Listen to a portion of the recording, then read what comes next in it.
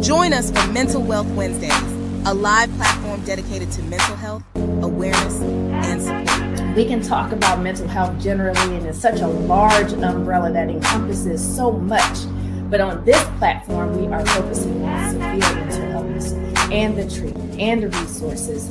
We meet every fourth Wednesday at 6 p.m. Eastern Standard Time, hosted by the one and only Corey Minor Smith. Each session features powerful influencers, advocates, and change agents who are making a real impact in the mental health space. These conversations aren't just meaningful, they're transformational.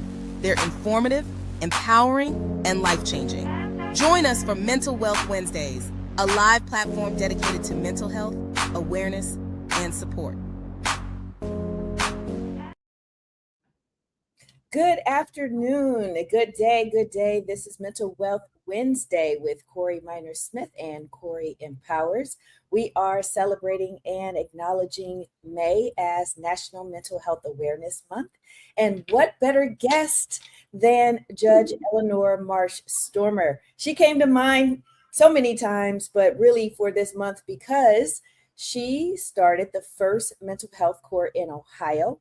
It is now celebrating 25 years. And I just wanted to get the background information on that experience and share it with this audience and hopefully help you to be able to make connections in your community and know about resources in the community that may be able to help you and your loved ones. Welcome, Judge Stormer. How are you today? Thank you very much, Counselor. It's good to be here. Well, great. I truly appreciate you taking time out of your busy schedule to join us and the Mental Wealth Wednesday family. It's May, but as you and I both know, we cannot limit it to 1 month, 1 day, 1 week. Mental health is a 365 global issue, and I know you understand all the dynamics around that. So jumping right in, the first mental health court in Ohio. I think there are over like 650 throughout the country now. Yeah. At the time you were starting, maybe there were 4. I'm not sure. Tell us. We were number 7. Okay. In the country, yeah. Okay. So how was that experience? What led you to do that? Oh, I think it was a general frustration with the way the system was working. It's still broken, but I like to think that we've started to make some positive changes in our own community, much of which can be replicated in any community in the country. We had a drug court that was designed, also the first in Ohio, that was designed to work with misdemeanor offenders whose true problem was drugs. And in the course of that, we discovered a subset of people who also had serious mental illness who were treating the mental illness with the drugs. And it became important to separate those two groups because the people who were just drug addicts looked down on the people who were both drug addicts and mentally ill. So I say we do this for the least of our brothers and sisters. And it was started as a diversion program so that people didn't have a record when they finished the program. I think some of that has changed over the years, but it was designed to link people to treatment. So the treatment was there for people with anosognosia, which I know you've talked with your audiences about before. Sometimes this is a way to say, you're not sick, but there's an issue because you're in front of me in a jail outfit. So how can we get you out of that jail outfit? What would be the way you think we could do that? Do you agree maybe to take the medicine and see what happens and I can let you out? So that was kind of the genesis of it, an outgrowth of the drug court and realizing that the system just wasn't there to help people who were severely mentally ill. And so with creating a whole nother court system, a lot of people don't know the differences between the jurisdiction of courts, a municipal court versus common court, and there are different names depending on where you live, a different state. But there are specialty courts. And so the mental health court, drug court, as you mentioned, I've seen veterans court. It's a different type of docket. Can you please give a little brief overview of the difference? Yeah, sure. So this is part of the outgrowth of how judges think about therapeutic jurisprudence, which is, in this moment when you're here in front of me, how can we move you forward holistically? So the drug court premise is the premise that underpins all the specialty dockets, which is to bring people together. They can see people in front of them who are doing well, maybe they're struggling, And at the same time, we're providing wraparound service. So if they say, look, my bigger problem is I don't have a place to stay. Well, all right, let's work on that. Because we know you're not going to stay on your medication if you're out on the street. You know, if they say, I'd really like to have blank, I'd like to get a job, I want a cat, I just need clothes. We try to work around all of those things. And the cat is true. Oh my gosh, what's happening? Just keep going. Okay. So our job is to look at what you tell me you need to be happy, healthy, and whole. And we're going to try to work around that. So the difference is you appear in front of a judge.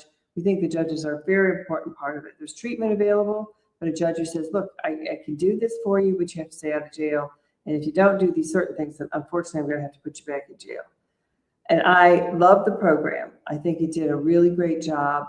Because it was so new, people got sent here from all over the country. Now, isn't that sad?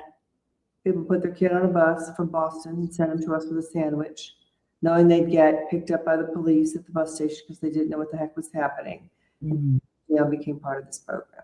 So that tells you it's a system-wide issue that we were trying to address at that time. I think we made progress. There's a lot in Ohio. There's, as you mentioned, hundreds across the country. And they don't require a lot of new programming. All the programming is there. These are the same people who are, high utilizers of our system today. My problem with that, which I know you didn't ask me about this, but you have to get arrested. And so we have a misdemeanor court, we have a felony court. You have to be arrested to get into those treatment programs. Sometimes it's very appropriate because if you also have a co-occurring disorder, it's better in sometimes in the criminal justice system. If you also have a personality disorder layered into your issues, it's sometimes better to have those different kinds of consequences. But here in probate court, we've started a program which is also was the first in Ohio and is now the model is spreading. That says you don't have to be arrested. When you start to have a problem and you're in the hospital, we're going to help you from there. So warm handoff from the hospital back to your community. What do you need? Same questions. Housing, clothes, someone to help you with food, someone to get you to doctor's appointments. Tell me about the side effects. Have you talked to your doctor? Very holistic. And we like to say it's the black robe effect, which I know, I'm sure your listeners know that you're an attorney. So I've known Corey Minor Smith in different capacities over the many years. So. Yes, it's been great knowing you. Had the tremendous opportunity to work in Judge Stormer's court earlier in my career when I served as a judicial attorney for the Summit County Court of Common Pleas, and I was considered a float. So a very unique experience in being able to work with all of the judges and visiting judges by assignment and sometimes by request. So having the experience with Judge Stormer led to building a relationship after I left the court, and more specifically, during the Treatment Advocacy Center symposium, we were reconnected. And how are you? Are you still involved with that organization? And what do you? I have been a board member for that organization and really enjoyed it because at the time they had a big interest in doing assisted outpatient treatment, which again invokes the black robe effect. And I realize now in retrospect, I didn't answer your last question, which is there's misdemeanor levels, which have to do with low-level crimes. You can only go to jail. Then there's felonies, which you have to go to prison. The courts have different names in different states. In Ohio, they're called misdemeanor court, municipal level, and felony court. So other places have different names for them, but those are the two kinds of cases. And then now I'm in probate court, which is a civil court. So you cannot be sent to jail here. You can only be sent to the hospital.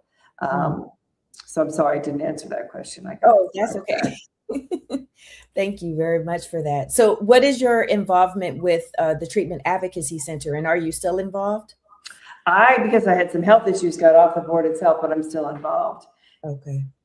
Do your listeners and viewers know about the treatment? I mean, I don't want to bore them with something they've already heard. Oh, no, we share different resources. It'll be good to hear from your perspective, especially being a board member of an organization that advocated for outpatient treatment. So please share.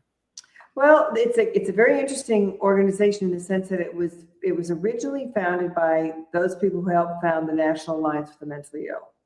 And NAMI did not want to be politically active or advocate legislatively, so they formed a side group, which became the Treatment Advocacy Center. And Fuller Torrey, who may be known to some of your viewers, was the psychiatrist who helped lead the charge there, gathering friends and colleagues together to form the advocacy portion. Initially, their advocacy was centered really around empowering caregivers and loved ones of people who were suffering. And over time, they began to get involved in trying to get different legislation to allow people to get treatment faster and in the community. In other words, they're trying to fix the system. And I think they've had some success in doing that bit by bit. They appear both in state legislatures, but also in DC, advocating for the issues that are important to people who have a loved one. One of those then eventually became the assisted outpatient treatment program. And they realized for many of their loved ones that sometimes going to the hospital and taking away the right to choose not to take medicine is not the best interest of their person. So what happens is you are taken to the hospital because in Ohio you are a danger to yourself or others. That's the definition. The definitions are somewhat similar from state to state, but if you are a danger, you are taken to the hospital where a psychiatrist makes a decision as to whether or not you should remain in the hospital. So people sometimes think, well, you get taken to the hospital, everybody ends up being committed. It's not true. Our goal is that you go, if you need treatment, you take the treatment and you can go home again, or you get signed up with someone who's going to help you. But certain people have to stay, and then they are reevaluated. And if a doctor thinks they should be part of the probate court, then they become committed. So that used to be called probated in some states. It is not a voluntary program. It is not an avenue for people to say, I don't want to take medicine, because they can't have treatment over objection while they're in the hospital. And then when they are stabilized, they come to me. And our hope is that they can continue to move forward in recovery. And as I've said, it's holistic from there on. Treatment advocacy centers help get laws passed in multiple states throughout the country, allowing programs like this to take place. I think they are a great arrow in the arsenal for people who are unable to make the choice for themselves realistically about what's happening to them. So we never argue. People say, I'm not schizophrenic. That's okay. You're not. You're just here in front of me. So what do you need?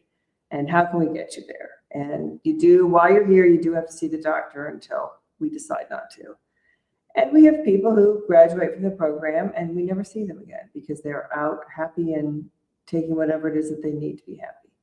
We have other people, not many, maybe less than 10% who come back. And most of the ones who come back, we see them briefly. They go, I got it. You know, I was doing well. I thought I had everything under control. I stopped taking my meds and here I am.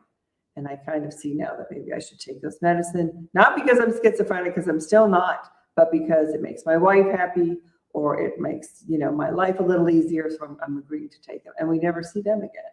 So it's been going on for about 10 years, and treatment advocacy has really helped spread the word about this. But for people who maybe that's not appropriate, treatment advocacy still has so many resources for family members and caregivers. They have peer-to-peer meetings. They have webinars that people find very, very helpful in obviously an extremely difficult scenario. And sometimes, you know, one, as you know, that goes on for years and years and years. So there's a lot of support there, a lot of information there. They pay for research. They're doing a lot of research on the biome now. They've done research on the genetic aspect of whether or not some of the chemical imbalances that we see in severe mental illness are bio-based. It's interesting. The biome research is really interesting. So they do a lot of different things. So I would encourage anybody who's watching who might be feeling I need some help. Obviously, you are a great resource, Corey, but Treatment Advocacy Center has a website that is very easy to find, tac.com, I believe. And you can log on there. There's also people you can talk to who are available to you through that organization who can call you back. So they've done a great job, I feel. Their big issue now is to try and get more beds available for people who might need that hospitalization, because it's very hard to get someone into a hospital bed these days. Yeah, the IMD exclusion helps with that. The institutions for mental diseases, it's something that, you know, passed, I guess, in the 60s with Medicaid, Medicare laws, and unfortunately limits the opportunity for people to have beds because there are limited number of beds, Right. limited number of facilities throughout our country. And it's interesting how our country has addressed people who live with severe mental illness throughout this country's existence. And unfortunately, it seems that there are some indications that we may be returning to that if certain efforts are put forth. One thing that concerned me is one of the executive orders ending crime and disorders in America's streets. And it specifically names people with severe mental illness. And it doesn't really give the resources or mentions what is to happen with them, just to remove them from the streets. Yes. I mean, in New York, at one point, they had people living in a hotel. They had some services, but this hotel was in a very kind of schmancy neighborhood on the Upper West Side. That was the answer. They're just going to take people off the streets and stick them in this hotel.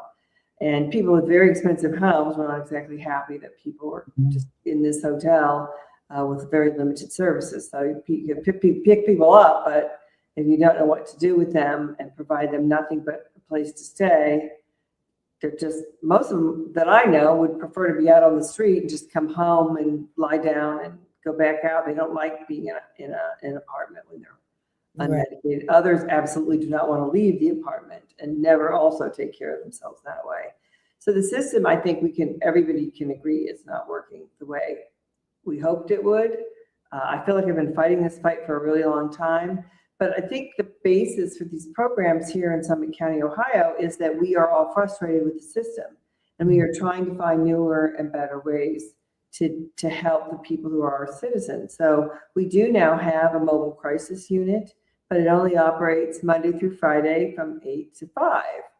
And if you call right now after 5:30, there's no one that can come and help you. And that's a beautiful thing. It's in an unmarked van, and people who are not in uniform can show up and actually, if it's time for you to have a shot, you can get the shot in the van. Your neighbors have no idea what's happening. They can come into the house if you're willing to let them into the house. So it's great, but it's limited, right? Yeah. There are places that have 24/7 vans. We just don't have that. But they also don't have other things that we do, which is a completely robust CIT training program. So our officers are specially trained to help people in crisis. To de-escalate scenarios, as opposed to saying get on the ground and yelling at someone who's hearing you as well as other voices. They start to they have knowledge of most of the people they're meeting who are in crisis, because they're the same people who are in crisis. We have a number of other options that I think are, kind of genteel workarounds, but without the funding. There's times I wish the federal government would just give us block grants and let each community do what they need to, because we have many counties in our state, 88 counties, some very rural, where they have no doctors. Literally, there's not a doctor who lives in the county, including certainly not a psychiatrist. Right. So telemedicine can be very, very helpful if they're willing to fund telemedicine for the patient. But that's been an issue for Medicare and Medicaid. Telemedicine's new. Maybe we don't want to do that. So it's I'm glad you're younger, Corey, because it's a constant battle, as your watchers probably know.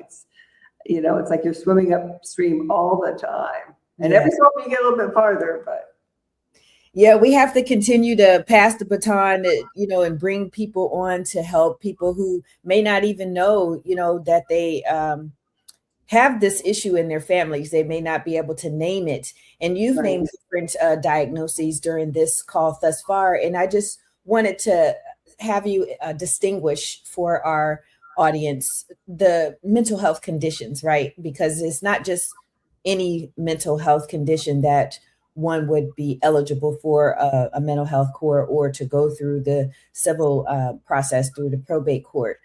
No, thank you for that. Because I think sometimes people look at the NAMI website and it says 1 in 8 people have a mental illness or suffer from a mental illness.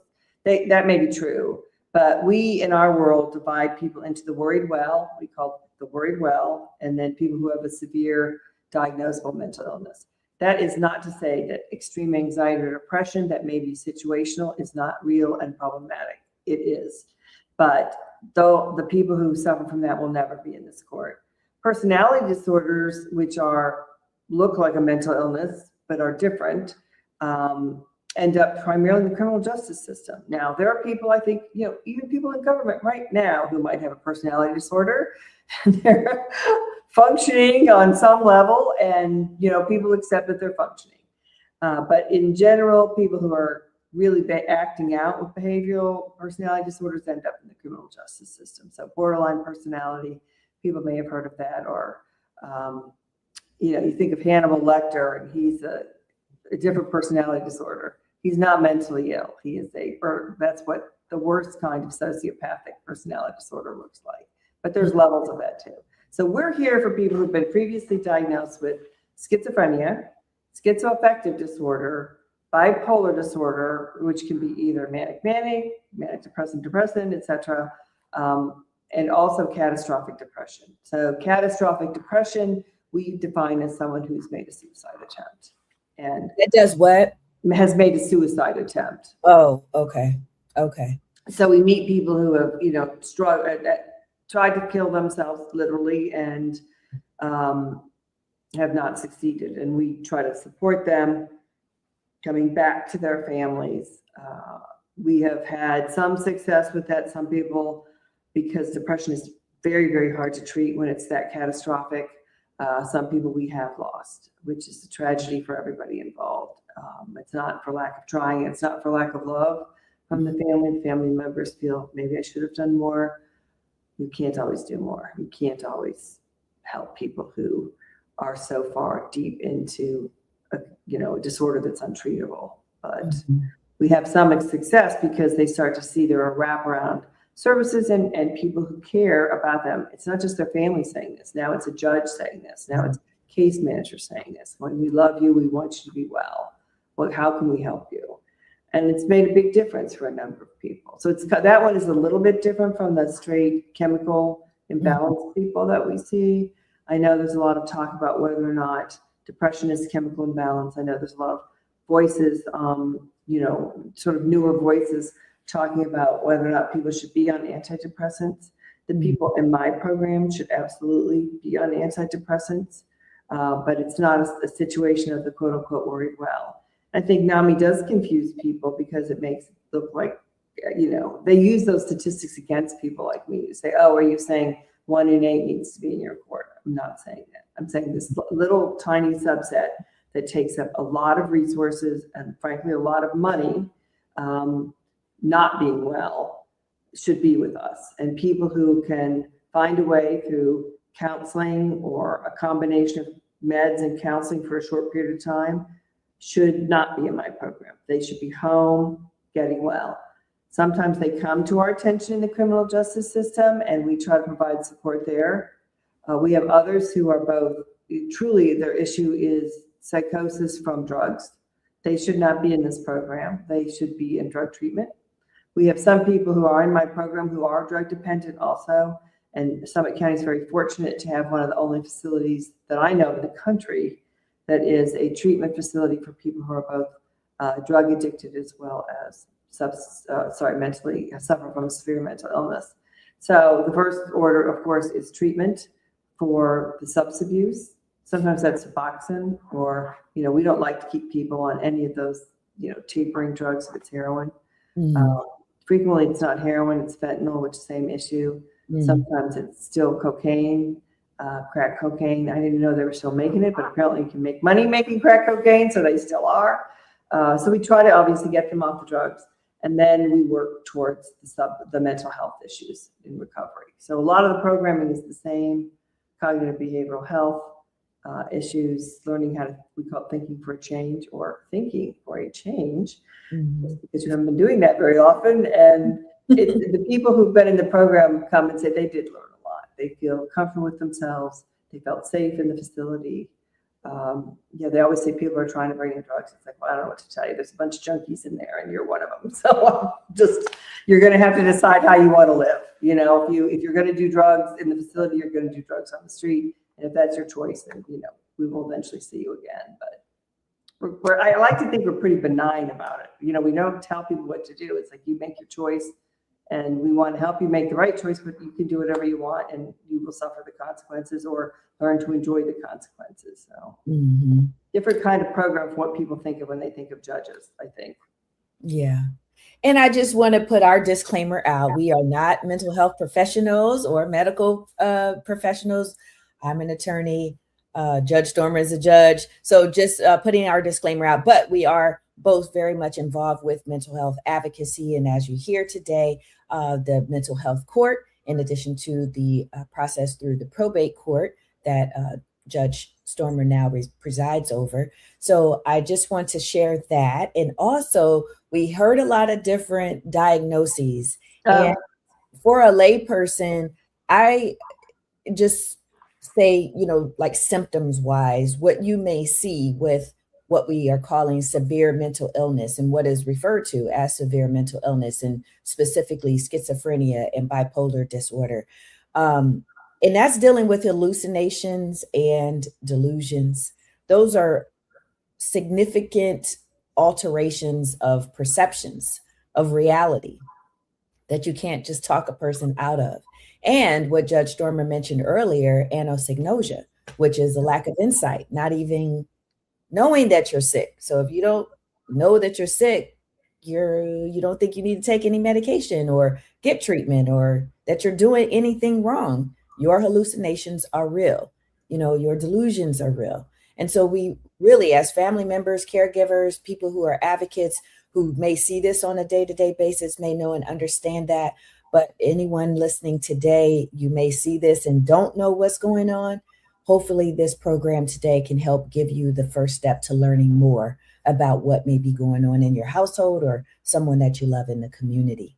So with that, we talked about TAC, we talked about NAMI. All of these resources are available at CoreyEmpowers.com with my go-to mental health guide. And I encourage you to download your copy today, if only just a first initial step to learning about different organizations that provide services and resources for having a loved one living with severe mental illness. So Judge Stormer, you mentioned a lot of interaction, perhaps coordinated services, and a key phrase, wraparound services. Please tell us, what is wraparound services? What does that phrase mean? Let me just add one other disclaimer, which is I am not diagnosing people. I am taking the diagnoses from the doctors and using them when people appear before me. So if there's any confusion about that, I very important. That's not where I'm good at. So. Right. Yeah, we can't take that for granted that people. Yeah. So if anybody thinks that judges are diagnosing their family members, we are not doing that. But we do like the idea of wraparound services, which is that whatever the person needs when they appear in front of us, we try to swaddle them with the services that they need. So not to confine them, but to just give them comfort and care, as to me, which is what swaddling is, So if they need a place to stay, that's the biggest thing. So we have some respite care facilities available here in Summit County. We have group homes available. Always, if the person wants to live independently, that is our go-to. And for many, many people it is. For others, they are very happy at home and get along well with their families. And we will help them stay with their families by providing support with NAMI to the family. So sometimes the family has tried to fix the person. Let me assure most of the family members that it's not your job. You cannot do that for them, but you can just love them and support them without making it easier for them to not take their medication. That's a fine line, but there's a lot of, that's part of the wraparound service, is that we want family members also to be able to come to us and use our case management people, to use our counselors, to access everything that NAMI has to offer to help you support them without making it easier. Now, I have multiple families where if we could just get the family member out of that household, they have an opportunity to get better. But for reasons that I do not understand, sometimes family members feel that it's okay for their person to remain delusional and in the basement. And I say that advisedly because, frankly, most of the people that are staying at home who are suffering from paranoid delusions are comfortable in a safe space underground. And they're comfortable in the basement because they're safe there. If that's the person's choice, then we will try to support that too. But this is maybe the time when we disagree with family members who want the person to stay with them in this scenario that they've gotten very used to. And what we try to say, because they've come to our attention in the hospital, is that, would you be safer in a different type of environment? But again, wraparound means, what does the person say is my best life? We're going to help you try to get the best life. And seriously, it sounds ridiculous, but we've helped a guy get a trumpet. The cat is a true story. She wanted a cat. We made arrangements for her to pick out a cat and have, the cat food delivered on a regular basis, etc.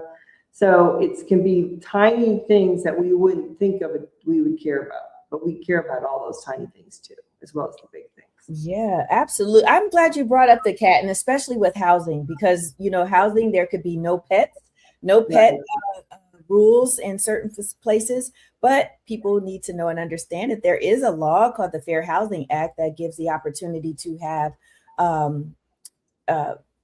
support animals, and they're not considered pets. So a cat can be very, very important for someone's recovery and just quality of life, a dog.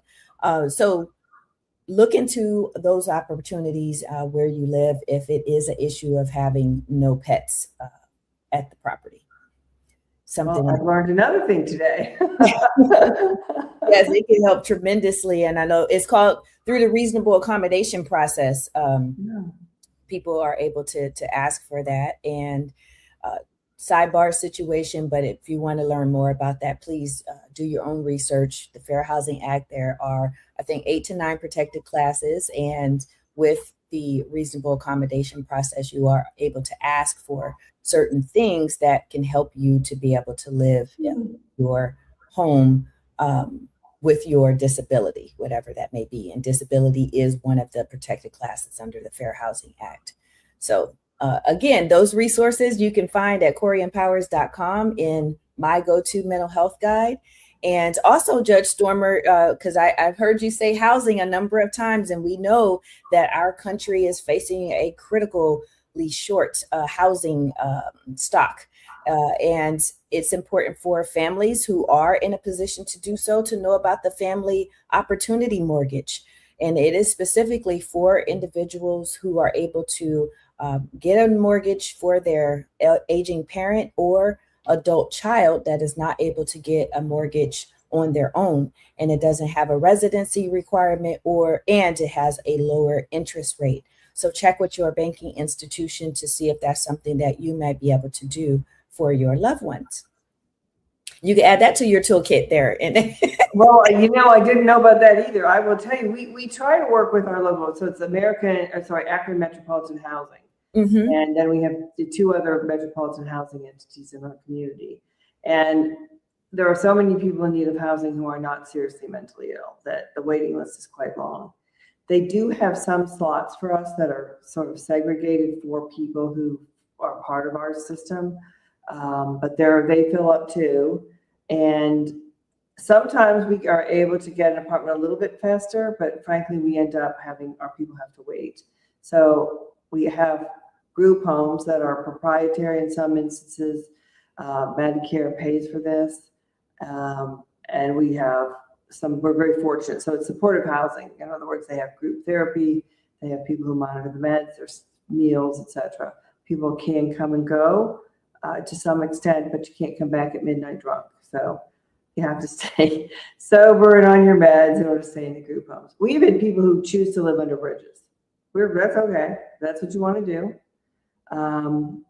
We've worked with a number of people who've been chronically homeless and just got used to that life. They don't want to be in a house or an apartment. It doesn't feel good to them. So when it gets cold, we try to make sure that they have shelter. But people think these programs are all about forcing people to do things. They are not. What we do say is you have to take the medicine. And I know there's a broad discussion about whether or not we should do this. Some people say you shouldn't interfere, that they have the right to make the choice. I agree, they have the right to make the choice. But if your perception of reality is so different from everybody else's perception of reality, and you can't take care of yourself because you've decided everything is poison. I had a man recently, he was living on air. Air had protein in it, and he was completely convinced of this. And he weighed like 80 pounds when I met him. He's been profoundly affected by this program and is now a little tiny bit chubby. Because he finally learned that chicken was not well poisoned. And, it took 2 years to get him to really eat food. And he now has other things that he's focused on. So yes, we made him do certain things at the beginning because he was going to die of malnutrition otherwise. I think sometimes that gets lost when people talk about court programs, that somehow we're grabbing people off the street and filling them full of drugs and doing things to them.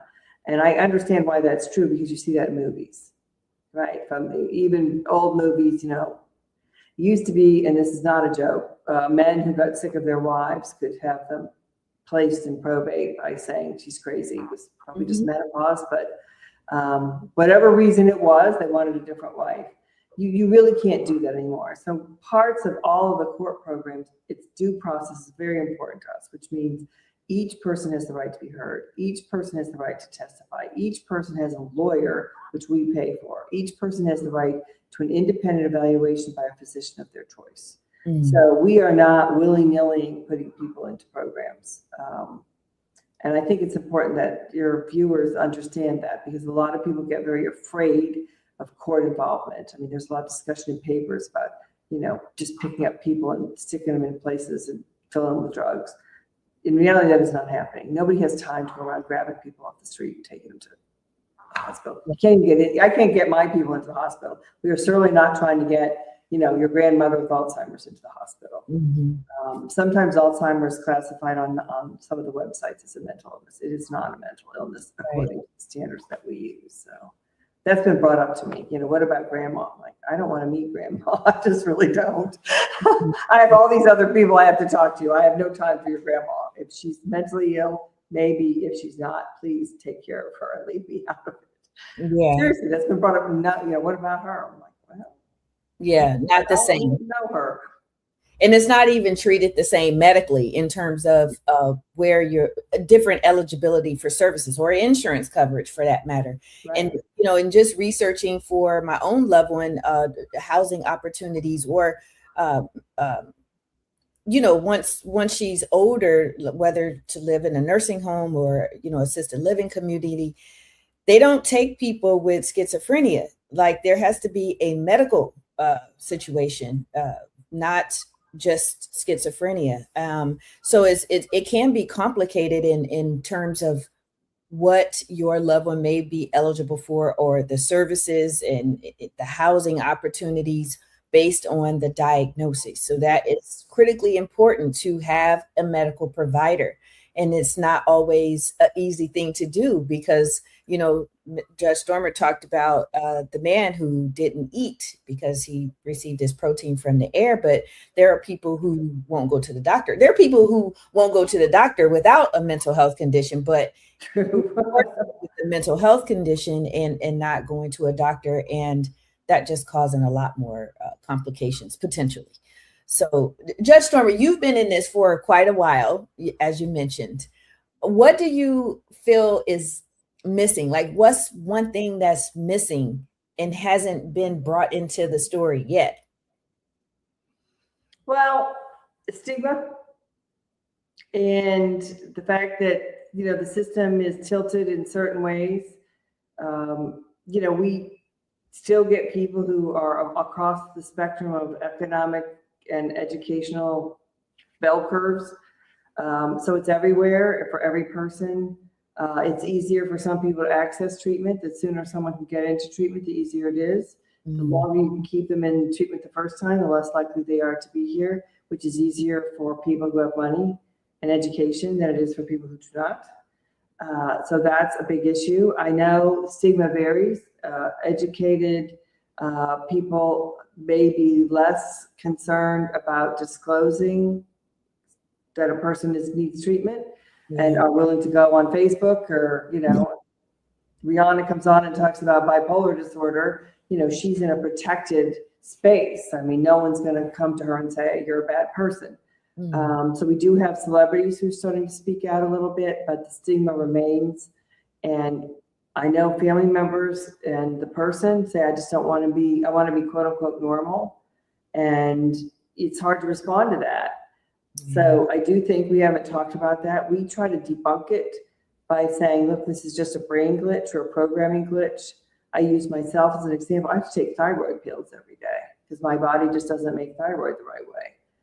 So I use that to say, look, sometimes there's just things your body doesn't do for you. But I work with a certain small cohort of people, and the world doesn't understand that for the people I'm talking about my program, if your kid is withdrawn in their teens and is muttering, maybe you should inquire and not be afraid to have your child quote unquote labeled, because it's all going to be confidential. You don't have to tell people what's happening with your family member. I've had a family member who was a teen who had to have treatment and remains in treatment. But our family doesn't have a problem talking about or loving you without thinking about those things. Not every family is able to do that. And sometimes I think particularly older people think that it's a punishment, that somebody did something wrong. That's not true, but it's a hard climb to get others to recognize that this person didn't do anything wrong. It's not a punishment from God. It's not a moral issue. It's a fact of biology, in my opinion. That's just my opinion. And I've certainly seen that attitude work for many of the people I've worked with, to just say, here's who you are. Let's see if there's a medicine that can help you. And I've watched it work for many, many people. And the ones who do best are ones who have family members like you, who are willing to stand up with them and help us help their person. We didn't talk about stigma. I have no solution to that. I also have no solution to the fact that there's not enough funding. And I will say I try here in Ohio. Sometimes we get heard and then the outcome is very counterproductive. This just recently happened. They took away a bunch of funding that we've been using for 30 years and converted it into, you can only have it if you have an AOT program. So that locked out, I don't know how many counties in Ohio right there. And then I have to go and apply every year for money that I used to just get. And it's a long process. And if you don't get every I dotted, it is literally a manifestation of why people hate the government. I would say that. It's like, I never hated I am the government. I've never seen the bureaucracy be so counterproductive. And I'm sure that's true in many, many other places. So those are a couple of things we didn't talk about, but frankly, I don't have a solution. I think you need to be careful about who you elect, and you members who are watching should feel very comfortable asking the people who are running, what are your positions on the issues that are dear to my heart? And, insist that they hear you. I mean, you are a constituent and your loved one is a constituent. And I think sometimes they don't hear us because we're inconvenient and it's messy. And in Ohio, there seems to be disdain for trying to help people before they're very, very ill. So we have to wait till your person's hospitalized before we can do anything, or they're arrested. 30-something other states have laws that allow people who have not been, they're now just sort of decompensating, and mom calls says, look, I've seen it before. He's not taking the meds. He's in the basement. I can't get him out. He's not eating or drinking. Whatever the scenario is that moms or dads or loved ones are very familiar with. And they can go to the hospital or they can have someone come to the house, but Ohio does not have that. And we've talked to them about this, and they talk about guns. So in Ohio, if you are committed to me, you lose your guns rights. And it's permanent. The legislature could put in something that said you get your guns back at some point. They haven't. They just now have become very concerned that people with an untreated mental illness should have access to weapons. That's all I can say. I mean, it makes no sense to me, but I can't get them to move. So that's why your legislators are very, very important. Yes, that's critically important. And I think a lot of people may not realize the impact that they can make by, going to these town halls, going to DC to the Capitol on the certain days that different organizations go, and to help make your voice known on behalf of your loved one. They are the least of these, the most vulnerable in our community, and their voices aren't heard because they don't know to speak up for themselves or how to. And so it's so important for caregivers and just organizations that are focused on these issues to be able to fight for resources, fight for resources and to help reduce stigma. And Judge Stormer, just, you coming on to the show today and having this program is a way to hopefully help reduce stigma by normalizing these conversations, talking about these issues, and more importantly, sharing resources. I was 14 or 15 years old when I was faced with delusions with my loved one and did not know what was going on. And there are so many children that are in that position of seeing the adult person, their caregiver, who may be exhibiting behaviors that they've never seen before or know what it is. So hopefully through programs like Mental Wealth Wednesday, this information can be shared, and even our youth understanding the very, very important role that they may have in their household by simply calling 988 when there are behaviors being exhibited that they don't know or understand. They didn't have 988 back when I was at that age. I called a loved one, which is still important too, being able to call another family member or someone to come over to help in this situation. But now having 988, it has been helpful for some families. And I know it also faces criticism for lack of funding and availability and things of that nature, but it is another layer of support in the community. And I hope that people understand they can call 988 instead of 911. Judge Stormer talked about the CIT, that's crisis intervention, trained officers that are able to assist in de-escalating, which is very, very important because we want everyone to live. We want everyone to be safe when there is a mental health crisis. And it's important for people who are trained in de-escalation to be able to help address the situation so that everyone is safe. So just with that, there is so much, but I truly appreciate you coming on to share about the court aspect of it, the legal aspect of it. And it's not all penal or carceral, that there are paths around that through diversion programs like the mental health court and what you all are doing in the probate court. So just for anyone listening, if you don't have this in your area, that's a way that you can use your voice to encourage the legislators in your state, your court system in your area to look into having a mental health court. And maybe they already have one and you may not be aware. Help share that information. I think that's so important. Yeah. Particularly judges. I mean, you can't really do these courts without a judge. But most of the judges are elected or live in a political world to some extent, which means, I'm required to listen to citizens. I enjoy listening to citizens, as it turns out, but some judges are fearful. They're afraid they're going to be criticized somehow. They're going to do or say something that's misinterpreted. But if you talk to your courts, then you can say, we think this is really important. I'll give you an example. Pennsylvania passed the law allowing judges to do courts like this. It was a very important piece of legislation for a legislator who was a psychologist who was on his final term, and he wanted to get this passed. They still don't have a single court because they cannot get a judge to do it. And part of the problem is that state treatment providers are skeptical, even though we have lots of documentation about how well these work, and you can find that on treatment advocacy through Corey's website. They have documents that explain what the recidivism rate is, which is how many people fall back in, how well they're doing, how they cut costs for everybody, how most of the people who participate find them helpful. But they ignore all that and say, well, we know better. And I think that's one of the problems. We design our programs around the people in front of us. That's where the difference is. We don't have other people, the federal government, telling us what to do, or the state government telling us what to do, because we never got any money. You can do these programs without funding if the judge is willing to volunteer.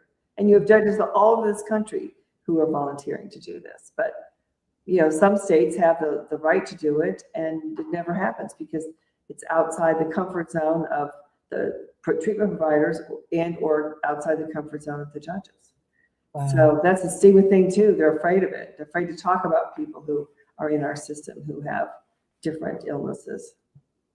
Well, I appreciate you sharing that. For people who don't know how to use their voices, don't know where a need is, re-listen to this program and find your voice, and please use it loudly if you can. And just for those who, like me, I just wanted to answer an answer to this one question, Judge Stormer, and that is, what do families do? And I must say that there is so much more information out and readily available, but we have to, I guess, close the gap in terms of getting the people to the information and to the resources.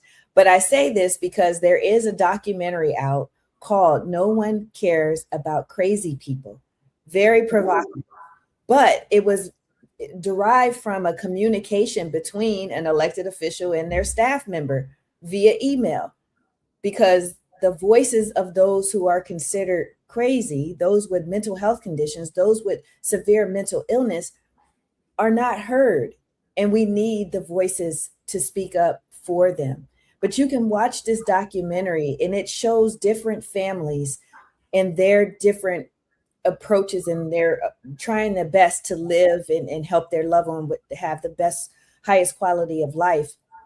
It's now going to be streaming on Apple TV as well as Amazon Prime. But it's been going around the country for different screenings. I had the opportunity to help with TAC, Treatment Advocacy Center, to bring it to Silver Spring, Maryland. And so looking forward to other people having the opportunity to see this. You can watch it, the streaming versions, now on Apple TV and Amazon Prime, as I said, directed by Gail Friedman. And it is based off of a book by Ron Powers. Family. Yes. He had two sons who had schizophrenia. One died and by suicide, and his other son is still living with schizophrenia. And so I just encourage people to, if anything, learn by seeing what other families are going through and how they're trying to navigate this path. And that can perhaps show you real life examples of these things, in case you think that it's not real or that people can't handle it. Or more importantly, Judge Stormer, that families don't care. So often it's like families are dismissed because they may not have a connection with their loved one, but it's not because the families don't want to. The disease can create a wedge between loved ones, but there are paths forward. So, well, it's interesting you bring that up, because one of the books that helped me start the first mental health court, which I never really talk about, was called I'm Not Sick and I Don't Need Help, which is, I can't remember the name. Even is that Dr. Amador? Okay. Dr. Amador, yes, thank you. Yes. And it's been so helpful to me as a sort of judge to talk to people, and it's so helpful for families, which is, you don't argue with the diagnosis because they know it. It's not a belief system, it's a knowledge. The guy comes in and tells me he's a prophet. He is a prophet to him. It doesn't matter what any of us would say, he knows he is a prophet.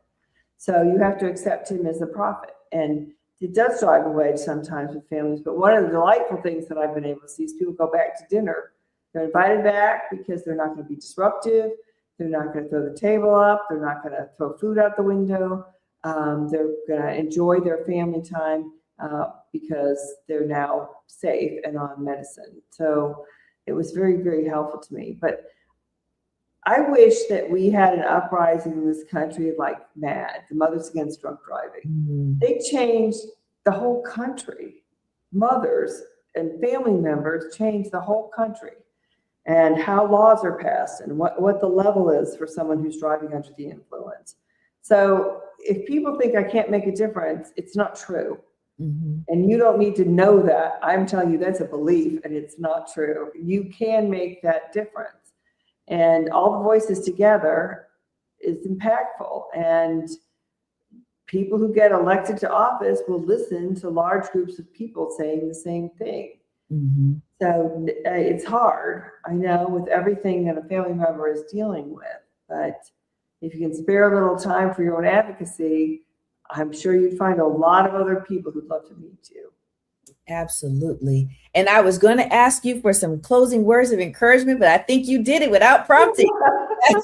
That is a beautiful way to end this, because we just want to help, families, those in the community that are trying to make their community a better place for everyone, including those with severe mental illness, to just know it's so important to use your voices. And we've named a number of resources during this episode of Mental Wealth Wednesday. So again, go to CoreyEmpowers.com and download my go-to mental health guide for more resources that may be in your community or some equivalent organization that's in your community. Because unfortunately, as Judge Stormer mentioned about rural areas, they don't always have the services. And I know in Stark County, where I'm from, we have a NAMI as well as Summit County, but there are people from surrounding areas that come to Stark County just for the NAMI services, the National Alliance on Mental Illness. So find out what is near you so that you and your family can do all that you can to have the highest quality of life.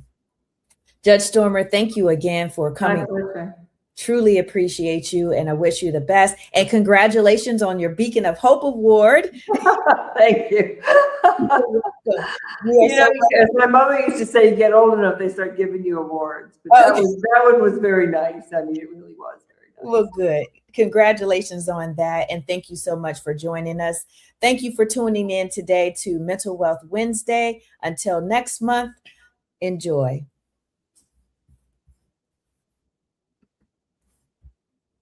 Join us for Mental Wealth Wednesdays, a live platform dedicated to mental health, awareness, and support. We can talk about mental health generally, and it's such a large umbrella that encompasses so much. But on this platform, we are focusing on severe mental illness and the treatment and the resources.